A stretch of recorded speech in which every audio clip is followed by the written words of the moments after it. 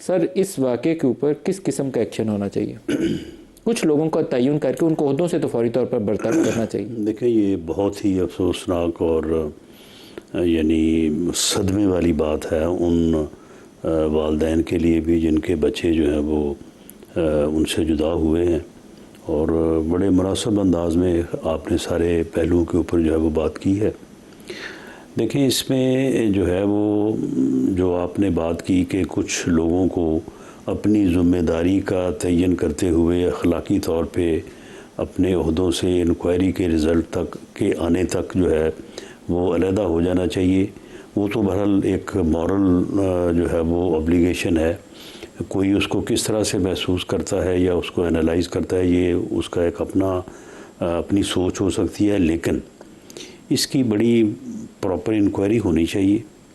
और उस इंक्वायरी के नतीजे में जिन जिन लोगों की भी नेगलिजेंस और ख़ास तौर पे क्रिमिनल नेगलिजेंस जो है वो पाई जाए, उन लोगों को जो है वो बिल्कुल करार वाक़ई सज़ा मिलनी चाहिए, ताकि वो एक एग्जाम्पल सेट हो और आइंदा कोई भी अपनी इस किस्म यानी ऐसी ज़िम्मेदारी जिससे यानी हॉस्पिटल है या और भी बहुत सारी जगह हैं जहाँ पे आपकी नेगलिजेंस जो है या आपकी जो लम्हा भर की कोताही है वो लोगों की जान जो है वो उसकी कीमत हो सकती है। तो सर, अगर मैं तो एग्जीक्यूटिव डायरेक्टर का और मुस्तफ़ा कमाल का नाम इसलिए लिया कि उनको स्टेप डाउन खुद करना चाहिए। अगर वो नहीं करते तो आपकी हुकूमत को उन्हें हटा देना चाहिए। रिपोर्ट आएगी तो आप उन्हें बहाल कर दीजिएगा अगर उनका कोई कसूर नहीं है, लेकिन as a matter of principle ये दोनों मोस्ट रिस्पॉन्सिबल लोग हैं, इन दोनों को उहदों से हटना चाहिए।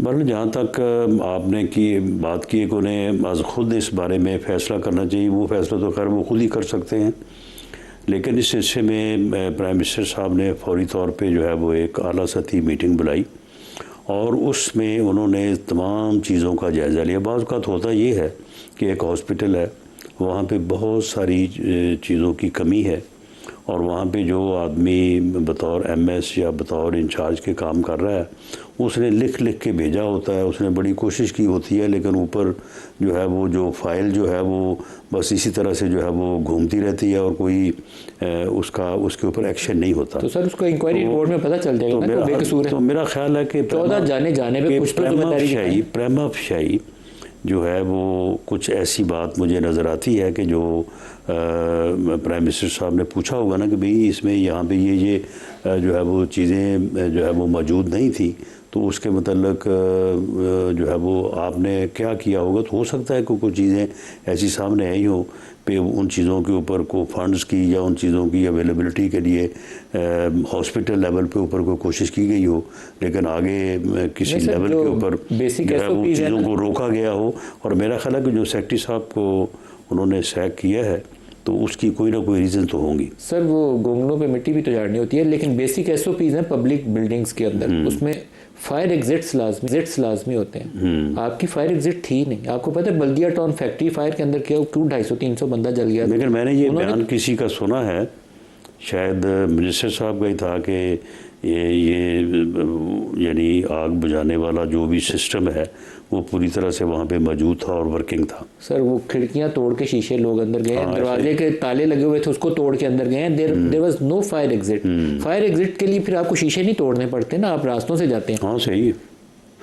ये उसमें कुछ रास्तों का बंद करने का, जिस तरह से आपके नुमाइंदे भी ये बात कर रहे थे कि अब ये भी तो मसला है ना कि यहाँ पे जो है वो नौमालूद बच्चे जो है वो चोरी हो जाते हैं। सर इस तरह के एक्सीडेंट के लिए आपकी हॉस्पिटल खुद से अंदर से एक ऐसा दाखिली दरवाज़ा रख सकती है जहाँ सिर्फ स्टाफ जाता आता हो, लेकिन वहाँ तो रास्ता ही कोई नहीं था, वहाँ क्या करते?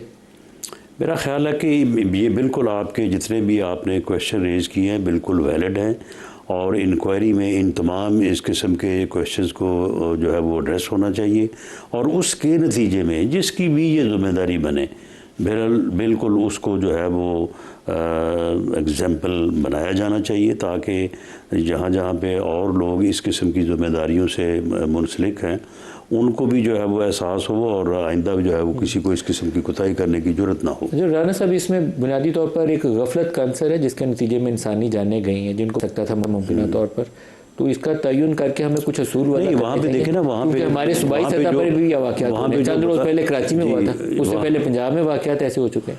जी वहाँ पे जो बताया जा रहा है कि जी एक गालबन डॉक्टर या नर्स थी और उसने एक बच्चे को, एक नर्स थी ड्यूटी पे जिसने एक बच्चे को ग्रैब किया। इस किस्म की जो वहाँ पे यानी जो है वो एक ही नर्स या एक ही डॉक्टर ड्यूटी पे था।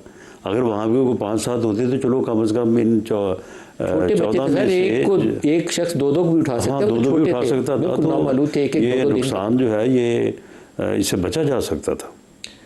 अल्लाह पाक हमें कोई बेहतर काम करने की तौफीक अता फरमाए। जब इंसानी जाने जाती हैं ना, और वो भी एक 2-2 दिन का बच्चा, उसकी तकलीफ को शायद उस माँ से पूछना चाहिए। नहीं बिल्कुल, वहाँ पे जो फैमिलीज वहाँ पे मौजूद थी और ख़ास तौर पे जो माएँ वहाँ पे जिस तरह से वो गिरफ्तारी कर रही थी, तो वाकई ये बड़ा ही तकलीफ दे और बड़ा अफसोसनाक वाक़या हुआ है। अभी 2-4 रोज़ पहले ही प्राइम मिनिस्टर हाउस से खबर आई थी। पहले वो इमरान खान को लेके गया था इलाज के लिए, फिर उसके शायद एक ही दिन बाद शायद प्राइम मिनिस्टर हाउस से वो इलामिया आया था जिसमें उन्होंने जिक्र किया था कि सीटी एंजियोग्राफी की मशीन ही काम नहीं कर रही, जिसका वो तज़किरा था कि इमरान खान की वो कंडक्ट की या करनी है, डॉक्टर ने तजवीज़ किया हुआ। तो ये सिचुएशन है। पिम्स इस्लामाबाद का मोस्ट रिस्पेक्टेड हॉस्पिटल है, मोस्ट नोन हॉस्पिटल है, सारे लोग जाते हैं वहाँ इलाज की खातिर। सबसे बड़ा हॉस्पिटल है और वहाँ सीटी एंजियोग्राफी भी काम नहीं कर रही। फिर लेकिन इस बारे में कोई बाद में जो है वो वजाहत की गई थी कि ऐसा नहीं है। प्राइम मिनिस्टर हाउस के लामिया में तो खबर आई थी कि मशीन का नोटिस ले लिया प्राइम मिनिस्टर ने।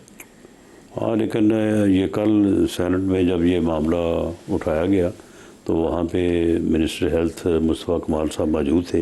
सर मुस्तफ़ा साहब को बुलाना पड़ेगा सर। उन्होंने जो है वो नहीं, मुस्तफ़ा साहब को कुछ चीज़ों के आप जवाब देने पड़ेंगे। आज वाला वाक़या भी हुआ है तो मुस्तफ़ा साहब should be honest and straight forward और फैक्ट्स बताने चाहिए। प्राइम मिनिस्टर हाउस की स्टेटमेंट में मिस्टेक से आ गया था सर कि सीटी एंजियोग्राफी के ऊपर काम नहीं कर रहा। प्राइम मिनिस्टर ने बड़े तबक्कात के साथ मैंने इस बारे में खैर कोई इंक्वायर नहीं किया, लेकिन बहरहाल कल उन्होंने इस बात का वहाँ पे जो है वो आंसर किया। उन्होंने कहा कि नहीं ऐसा नहीं है, ये खबर गलत है। वहाँ पे जो एंजियोग्राफी से मुतल्लक जो ऑपरेटर्स है वो सारा काम कर रहे हैं।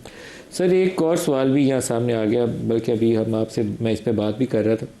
जब आप गवर्नेंस के इश्यूज़ को डिस्कस करते हैं, सूबों की बहस अभी आपकी आगे चलेगा मामला, तो ये इस्लामाबाद के प्राइम मिनिस्टर हाउस और सुप्रीम कोर्ट की बिल्डिंग और पावर सेंटर जो है मरकज़, उससे एक ही सीधी रोड है जो जाती है पिम्स की तरफ। एक एंड के ऊपर प्राइम मिनिस्टर हाउस है, सामने सदारती महल है, और दूसरा एंड उसका जो एक ही शहर है, एक ही रोड है और एक ही रोड है। 2.5-3 किलोमीटर और प्राइम मिनिस्टर से लेके जो एग्जीक्यूटिव डायरेक्टर है वो हॉस्पिटल का, सारे ही यहाँ पे मौजूद है। मिनिस्टर भी मौजूद है, सेक्रेटरी भी मौजूद है, 2.5-3 किलोमीटर का फासला, और चीफ कमिश्नर भी मौजूद है, डिप्टी कमिश्नर भी मौजूद है, सारे लोग वहाँ पे मौजूद है, और कुछ नहीं हो सका। तो बात तो फिर एहसास जिम्मेदारी की है। तो इसका मतलब है कि आपकी इकाइयाँ छोटी भी कर दी जाए तो वहाँ पे भी हम नालायक ही रहेंगे अगर काम ठीक नहीं करता। बिल्कुल, अगर जिम्मेदारी का कोई एहसास नहीं करेगा, अगर जिम्मेदारी का एहसास जो है वो वहाँ पे जो भी हॉस्पिटल का एमएस है, डायरेक्टर है, एग्जीक्यूटिव डायरेक्टर है, अगर वो जिम्मेदारी का एहसास करे तो उसे वहाँ पे ना मिनिस्टर की ज़रूरत है, ना सेक्रेटरी की, ना प्राइम मिनिस्टर की, ना किसी और की। और अगर वो ना करे तो अब प्राइम मिनिस्टर का काम तो नहीं है कि वो जाके रोज़ाना देखे वहाँ पे जी किस वार्ड में जो है वो कौन सी चीज़ इन ऑर्डर है और कौन सी नहीं है। सर बाज़ मामलात में हम बददियानत हो गए हैं बहुत ज़्यादा, इंतहा से ज़्यादा। बिल्डिंग कंट्रोल अथॉरिटी को अगर ये पता हो कि यहाँ पे अर्थक्वेक आते हैं और इसका इतना नीचे इसकी बुनियाद होनी चाहिए, फिर ये बिल्डिंग बन सकती है। 4 फ्लोर बन सकते हैं या 18 बन सकते हैं, बेसिक प्रिंसिपल्स हैं। हाँ, सही। वो पाकिस्तान में मार्गला टावर्स गिर गया था इसलिए कि नीचे बुनियाद ही कोई नहीं थी, टावर इतना बड़ा ऊपर खड़ा था। मैंने कवरेज की थी, मुझे आज भी उसकी तकलीफ याद है कि लोग अंदर से चीखें मार रहे थे और हमारे पास ना वो लेंटर तोड़ने का कोई तरीका था, हाथों से लोग पत्थर उठा रहे थे, अंदर जिंदा इंसान फंसा हुआ, मर गए, वो नहीं निकाल सकते। तो हम कभी अपनी इस्लाह नहीं करेंगे सर, हम वैसे के वैसे ही 2005 का वाक़या आज भी वैसे ही खड़े हैं।